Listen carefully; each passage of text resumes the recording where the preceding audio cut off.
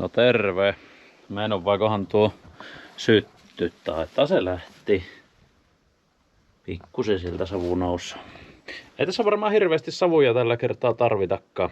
Nyt ollaan tosiaan mehiläispesillä ja tehdään mehiläisille vähän koiruuttaa. Eli laitellaan pakoja. Pakohomma on semmonen, että mulla on nyt täällä tällaisia pakolevyjä. Ja näitä lähdetään asettelemaan tonne mehiläispesille.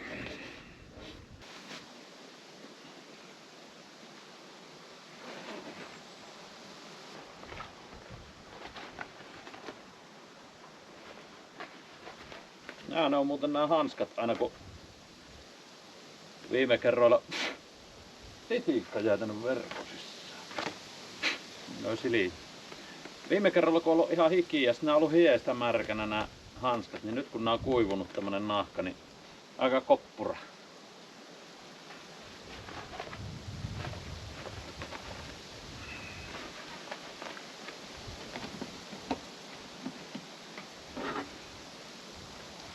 Vitsi kun ärsyttää kun inisee korvas.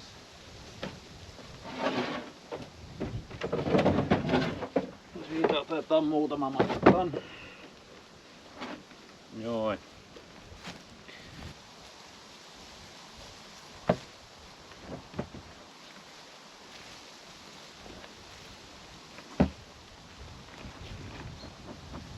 Onko tää hengissä? Pikkusen supsuttellos. No niin. Ei se jätä se itikka minun rauhaan. Siellä se vinkuu korvaa. Niin, eli homman nimi on nyt semmonen. Tässä on meillä mehiläispesä. Ja täällä alaosastossa on nyt sitten muninta, eli emo on ristetty sinne tuolla sulkuristikolla, joka on tuossa välissä. Ja tätähän on muilla mehiläishoitovideoilla esitelty moneen kertaan sitä sulkuristikkoa. Ja sitten täällä yläosastoissa on hunajaa, eli mehiläiset on kerännyt sinne hunajaa. Ja nyt tehdään semmonen temppu, siellähän on siis mehiläisiä myös täällä yläosastossa, niin otetaan tää sulkuristikko pois ja laitetaan tämä mehiläispakolevy tähän tilalle.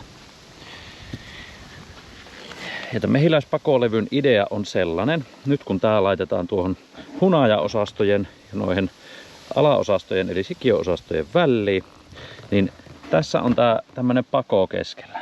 Eli tässä on tämmönen niin kuin verkkolaitehäkkyrä. Ja nyt tämä puoli laitetaan tonne ylöspäin pesässä. Ja kun mehiläiset lähtee, niin ne liikkuu siinä ylä-alaosastojen väliin. Nyt ne lähtee ja ne kulkee tän tuolta välistä. Siellä on pikkuinen rako sieltä yläosastoista. Ja sitten ne tulee täältä. Täällä on pienet reijät, niin ulos sinne alaosastoihin. Ja sillä tavalla me saadaan vuorokauden aikana tyhjennettyyn tuosta nämä pari ylimmäistä hunajaosastoa mehiläisistä. Eli sitten saadaan silleen niin kuin kiltisti, kivuttomasti ne hunajat sieltä ryövättyyn pois. Silleen, että mehiläisillä ei ole älyä ymmärtää, että mitä tässä nyt oikein tapahtuu. Ei tule hirveätä mylläkkää siinä. Se on mehiläisille kivaa ja tarhaajallekin kiva. Mutta käydään hommiin.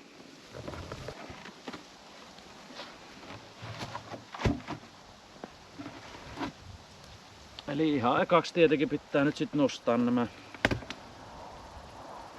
nämä osastot tästä pois.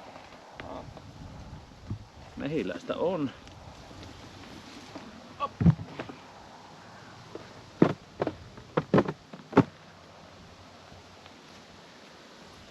Ei mitenkään valtavasti. Ja tämähän on niinku aivan naurettavaa suoraan sanottuna.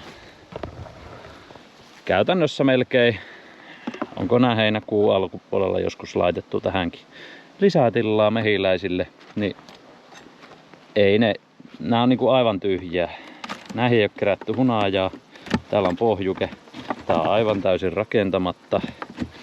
Tuossa on sentään vähän hunajaa, että siellä on kuitenkin kerätty, mutta se on silloin alkukesästä kerättyä hunajaa.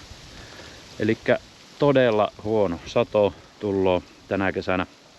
Tosin Tää nyt ei kerro koko totuutta, eli tääkin on 4-osastoinen, 4 laatikolla tämä pesä.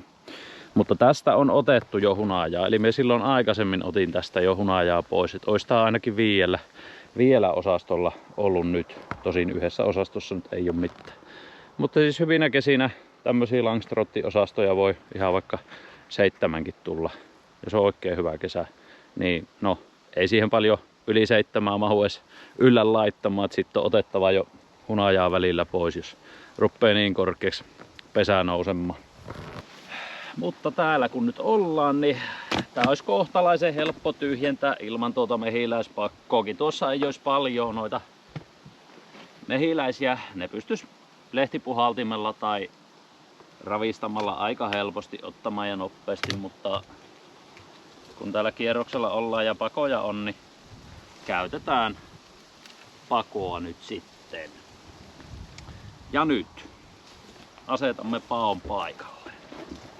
Eli nyt näette, että täällä on mehiläisiä täällä möngärtellöö alaosastoissa. Ja sitten asetetaan tää pakolevy tähän. Eli se tulee tohon. Emo on tuolla, muninta on tuolla.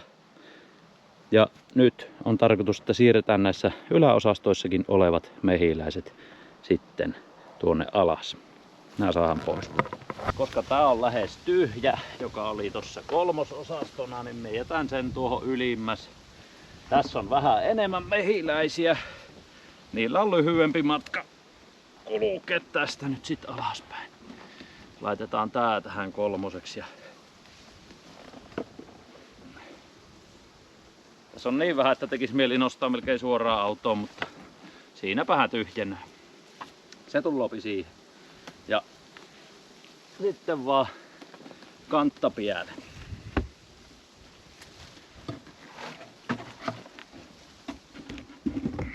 Noin. Ja koska tässä sulkuristikolla on nyt vähän mehiläisiä, niin kuin näkyy, niin ravistetaan ne tuohon pesä eteen.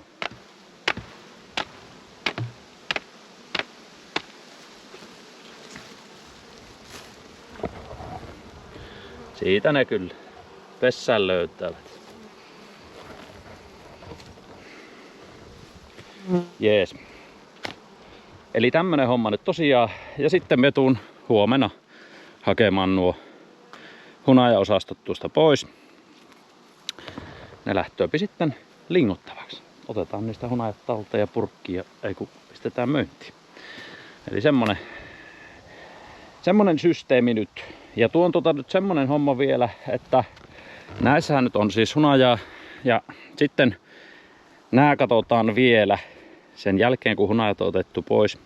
Nämä alemmat osastot, niissä on myös hunajaa mahdollisesti vielä otettavana. Ja sitten katsotaan sellainen homma, että jääkö tää pesä 1 osastolle talveksi vai 2. Se riippuu siitä, että paljonko siellä on sikiöintiä siellä pesässä. Eli paljon sinne on niinku mehiläisiä tulossa kasvamassa tässä talveksi. Eli miten vahva siitä kehittyy, niin paljonko sille sitten jätetään tilaa. Tää on tämmöstä. Nyt on muuten aika tämmönen vilpoisa päivä verrattuna edellisiin ja edelliseen kuukauteen. Eilenkin oli vielä varmaan 25 astetta. Mutta viime yönä tuli ehkä sellainen, olisiko tullut, no minä katsoin, silloin oli aamulla 27 milliä, se pikkusen vielä sateili. No vajaat 30 milliä varmaan satoi vettä, että saatiin nyt onneksi jonkun verran, että maa kastui, mutta kyllä on ollut niin kuivaa, että saisi tulla vielä vaikka useammankin kerran tuolleen. Niin luonto kiittäisi. Tässä on nyt sama homma. Tää pesä on 1 osastolla, tai siis 2 osastolla, mutta yhdessä osastossa on tuo sikiöinti ja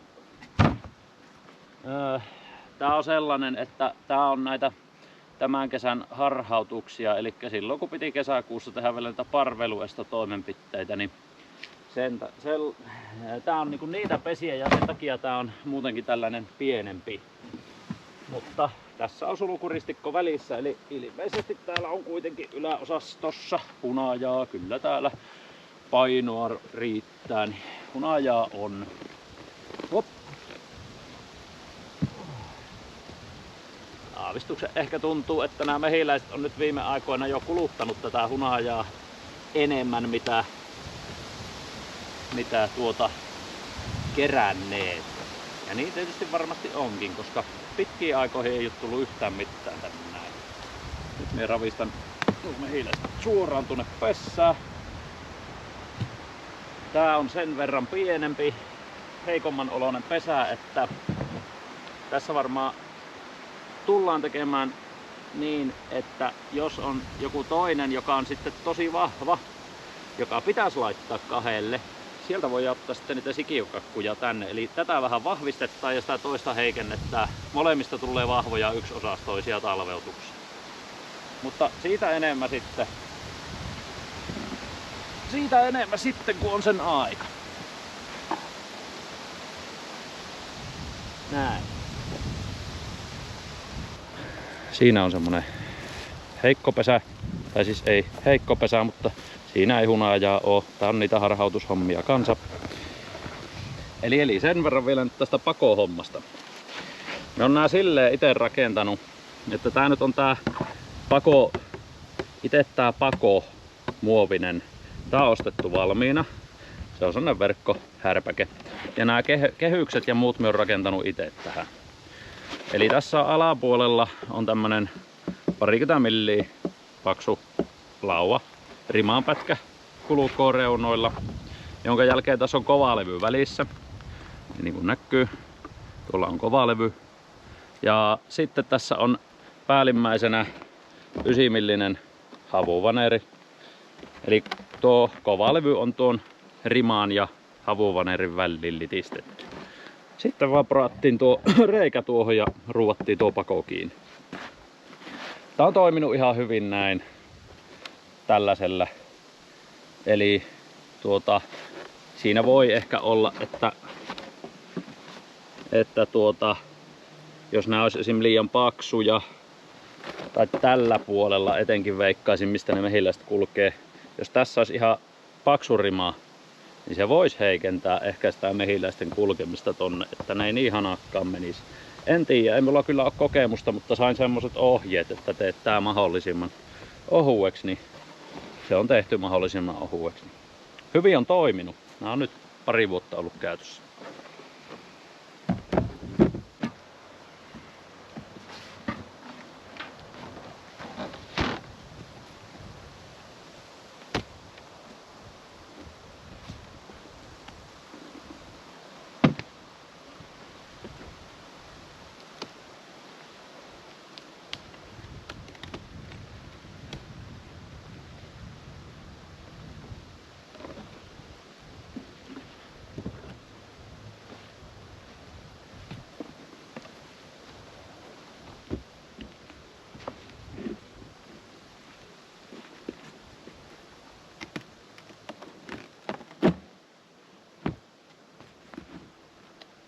Elämää näyttää olevan.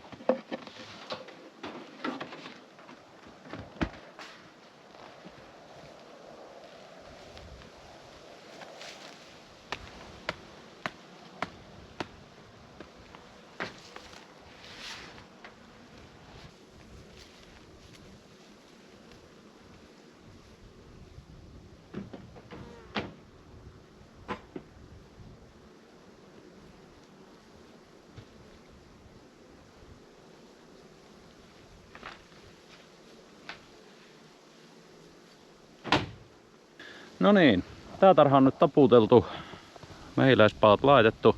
Näissä ei nyt paljon ollutkaan. Näistä on aikaisemmin otettu vähän hunajaa.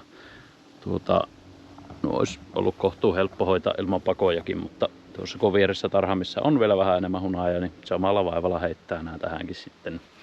Varmaan huomenna käyn näitä sitten hakemassa täältä poikkeen näitä hunajia. Ja sitten käydään pikkuhiljaa valmistelemaan sitä talveutushommaa. Ja Lidlistä kävin hakemassa 650 kiloa sokeria. Niillä päästään alkuun. Todennäköisesti eivät kyllä riitä, mutta käydään sitten tarvittaessa lisää, kun katsotaan miten homma lähtee rullailemaan. Eli sokeria käydään sitten antamaan, kun hunajat on otettu pois, niin mehiläisille tilalle. Eli talviruokinta käyntiin. Jollain se on heidänkin sitten talven yli elettävä. Ja Sokeri on niin kuin siitä parempi mehiläisille talveutukseen, koska se ei sisällä näitä entsyymiä ja hivenaineita, eikä sitten lisää sitä mehiläisten ulostuspainetta niin paljon talven aikana, eli mehiläisethän ei niin sanotusti niin kakkaa tuonne mehiläispessään, eli suoli täyttyy siinä talven aikana ja sitten talvellahan sitä ei oikein, jos on hyvinkin pitkä talvi, niin pääse tyhjentämään ja tarhamehiläisillä on yleensä tämmöinen käytäntö. Ei ole niin kuin oikeastaan järkevää sitä hunajalla ruokkia niitä talven ajaksi. Se on mehiläisillekin paljon parempi, kun antaa sen sokerin sinne. Selviivät siitä talvesta paljon paremmin. Kiitoksia katselusta. Pistäkää peukkua, jos tykkäsitte, ja palaamme seuraavan videon parissa. Ei kun morjes.